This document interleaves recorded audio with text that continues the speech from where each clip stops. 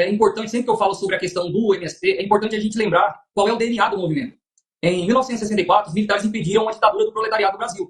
Quando você lê, por exemplo, o livro 1964, Elo Perdido, você encontra ali documentos da Tchecoslováquia confirmando com fartura de evidências que houveram milhares de infiltrados soviéticos da KGB aqui no Brasil, influenciando a política, a economia, as empresas. Os caras estavam aqui, né, e eles tinham uma base chamada Redentura aqui no Brasil, e eles promoviam ações. Só que quando você estuda esses documentos, você descobre, por exemplo, que a base armada que eles utilizaram aqui no Brasil para a tentativa de uma guerra civil foram as Ligas Camponesas.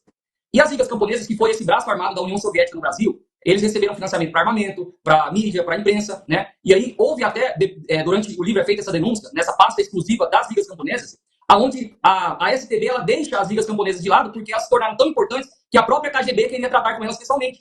Você tem, por exemplo, documentos mostrando que as Ligas Camponesas receberam financiamento, mas também receberam treinamento de guerrilha cubana. Eles foram para Cuba, um grupo, treinar guerrilha para voltar ao Brasil e produzir essa guerra civil. E o que acontece? As Ligas Camponesas que foram colocadas na ilegalidade em 64, elas não sumiram do mapa, elas permaneceram nas sombras durante 20 anos.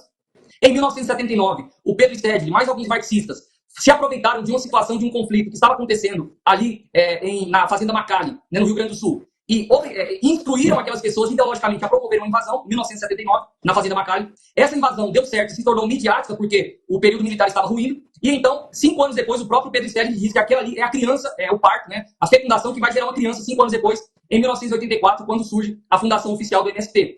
E o que é importante lembrar dentro desse contexto? Que o próprio Pedro Stedley, dando entrevista recentemente ao Flow, ele disse nitidamente que quando ele decidiu fundar o MST, ele convidou o Francisco Julião, que era o líder das Ligas Camponesas, e foi aprender com ele. Me ensina, como é que você fez? O que é que eu devo fazer? Eles tiveram uma longa conversa. No livro dele, mais uma vez, Brava Gente, que foi grande base para o meu livro, ele cita e ele diz que o MST é literalmente o ressurgimento das Ligas Camponesas, não é um outro movimento. Então esse movimento de guerrilha armado, com treinamento cubano, preparado para uma revolução, são as Ligas Camponesas e são também o MST. Você tem, por exemplo, documentos que provam uma estreita relação do MST com a Venezuela, por exemplo. A Venezuela financiando o MST no Brasil com o propósito de promover uma revolução socialista. Você tem ligação do MST com as Farc. Você tem o MST doutrinando crianças para defender a Palestina. Ou seja, Hamas, Palestina/Hamas. Então, o MST ele é um grupo terrorista ligado com todos esses movimentos terroristas, não somente na América Latina, como no mundo. É o mesmo modus operandi, talvez a Tupiniquim, né? Talvez um estilo um pouco mais abrasileirado, mas eles têm o mesmo propósito, o mesmo DNA, e eles são a mesma coisa. E vale lembrar também,